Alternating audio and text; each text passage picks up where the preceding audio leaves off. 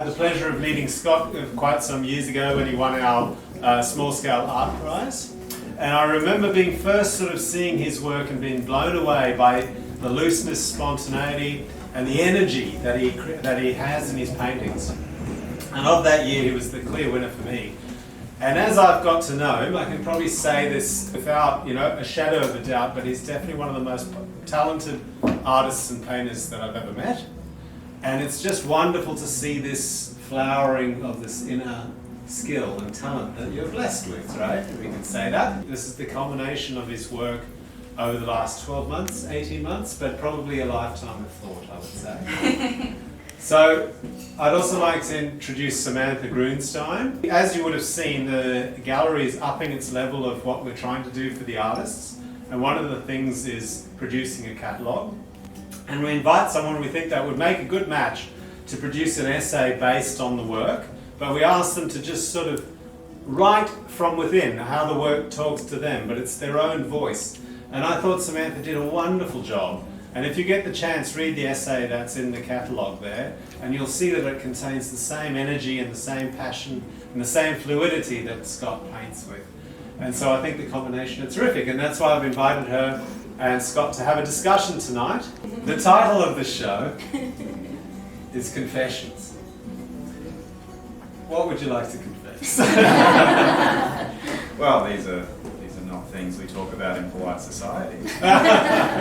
There is a bit of darkness happening here, I guess you could say. Sadness, fear, anger, things that we don't necessarily want to acknowledge about our own sort of psyches. These were pictures that I felt this compulsion to make. So I guess you could say I didn't start with the name Confessions, I started with these pictures. The meanings of them have kind of emerged over time as well, which is, not my idea, but it's something that I have embraced more and more, and it's something that I'm glad to have happen in this show. I kind of look at it like when somebody has this feeling of needing to get something off their chest, maybe it's something similar. Also, part of the reason I included the life drawings in here is because I feel like one of the things I'm trying to go for with that is that it is this idea of the living person, this idea of a life force and energy coming through the person, right?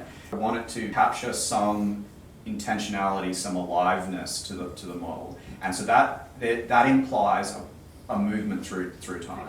One of my models here tonight is a dancer, and it's amazing to have someone do things which have this deep meaning that come from movements that wouldn't normally have a meaning. So they have a psychological meaning in the transition from that pose to that pose. But you need both to tell the story.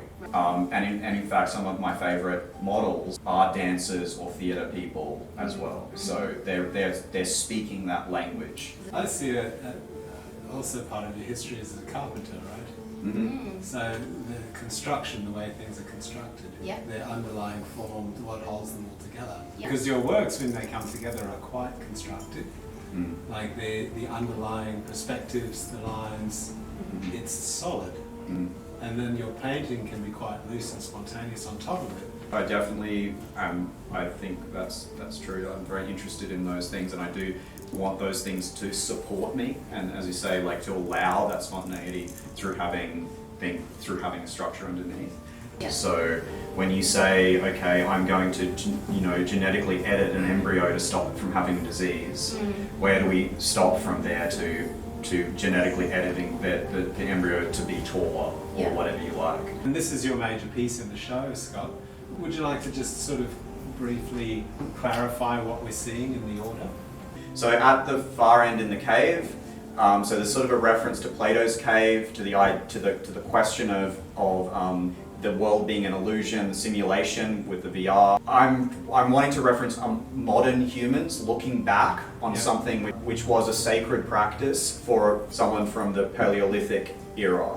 And I think this is one of the things that in our modern world, we are longing for these kinds of practices and for sacredness and for meaning, and we are a bit lost in finding that, right? So he's awakening from his dream, the guy with the VR headset? Yes. And is that the nurse, is that she part of the scene? Yes. Is yeah. he like wake in fright type of thing, and she's Yeah, coming in because that's it's an right. emergency situation? Yeah. To either put him, to sedate him again, Yeah, yeah. and put him back inside the matrix. Exactly. Yeah. And that's why the exit is there, but the door's there as well Yeah. to shut off the exit. Yeah. And to make, she's like a guardian for reality, maybe. Yeah. The laughing Buddha. Oh, You yeah. might know that image. So he's kind of happy about this. He's happy that old mate is realizing that what he thought was important, that what he thought was real, actually wasn't that real, and he is. He's saying, oh, good on you, mate, you figured it out. The figure, the reclining figure with the phones and the thing. So this was an idea, the sculpture is called Singularity Koan. It's basically about the idea that, you know, the much talked about singularity, technological singularity that's fast approaching. One of the experiences that I had with this, as we move from genetic code to cultural code to binary in this transition, is that in contemplating some of these things, the feeling that I had from that was what really matters anyway, and like a deep questioning of that, because again the technology prompted this feeling of like, what am I doing? What are we all doing? The next panel has the sort of central thing is that's a Titan V rocket, which is a rocket that can be used to go into space or to be an ICBM.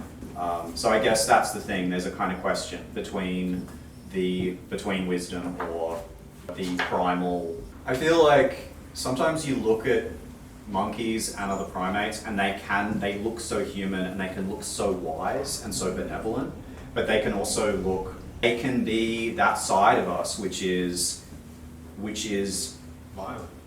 violent, malevolent,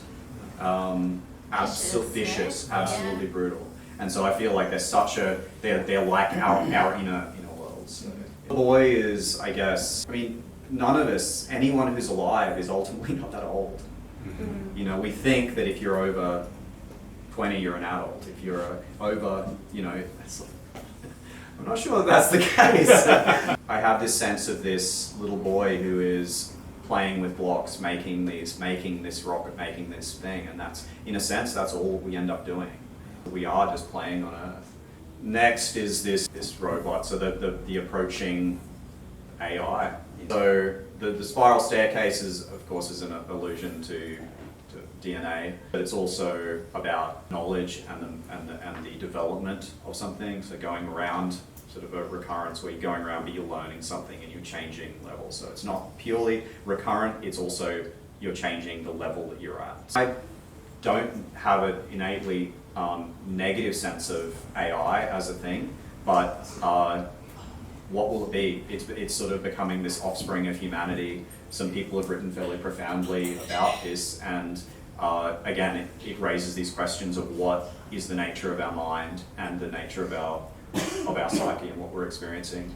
There's this question of what it means to be human, and that is, I think, again, technology doesn't change the fundamental questions that we're asking, but it throws them into a new relief at times. Further on, there's a few specific people. One is Yoki Matsuoka, who's a roboticist who's involved in making a hand that has all of the mobility of a human hand. She is sort of involved in this manifesting in our real world, this artificial life. The next one is V.S. Ramachandran, who's a neuro scientist who was involved with a solution to the problem of phantom limb pain. Phantom limb pain is you feel like your hand is, like if your hand was removed, it's like your hand is grabbing, you can't let go.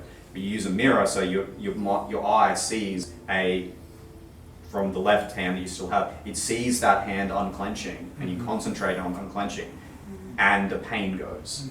What's with the graph sheet and the spilled coffee? Well, it's the accident. It's forming into this child. What is coming next with the child of technology? So this figure is kind of inspired. I've read Rumi, mystical poet, and I think for me he kind of represents a sort of both letting go, stepping through this doorway into space, He also sort of points to a guidance, something that we kind of recognize as, you know, following a gut feel or whatever. Notice this panel is actually sideways, so the whole thing is rotating over. It's the sense of a shift in consciousness of understanding that completely upends your current understanding of things. It's designed to be in a kind of curve, so it spatially works more clearly when it bends around like this. This panel coming out, I guess, is because I wanted something that breaks the second dimension and goes into the third dimension. So the idea of dimensionality, and it's from your point of view. Yep. So it's from that one point of view, you're seeing everything at once, and the title is perspectives. So each one of those things, I find myself coming into that space and seeing the world through that lens. And I don't know that I can see the world through all of those lenses at the same time, but in some way they're trying to inhabit my mind at the same time. I'm trying to process, I'm trying to stay alive.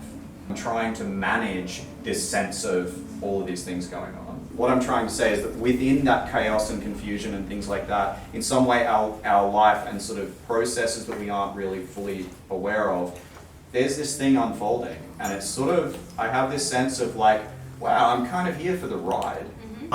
I think this is broadly, to me, what symbolism is about. Yeah. So whenever someone is working in that kind of the symbolic mode, it means that the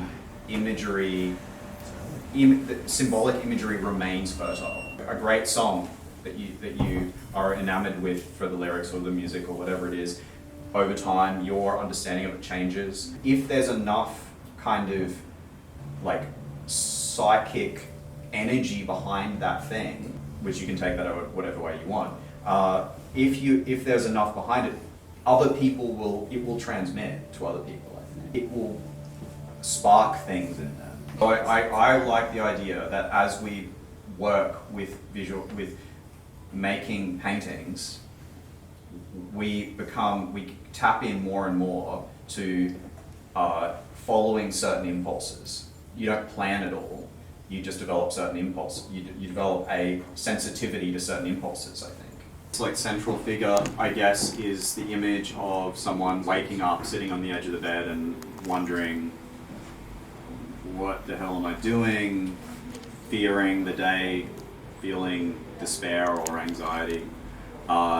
And the horses are emerging out of him. That's kind of his, the things that are carrying him away, whatever they might be. Fear and dread and those sorts of things. And he feels isolated, he feels lost at sea. And this image has kind of haunted me for a long time. I guess you could say, if you want to paint it in very broad strokes, it relates to the kind of dual, that sort of the dichotomy of like sex and death, the drive towards life and towards beautiful things that you want, right? Desire, and then the fear of death, or being drawn towards death because the whole thing is too overwhelming. It is dark emotion, but I guess there's something optimistic to me in classical type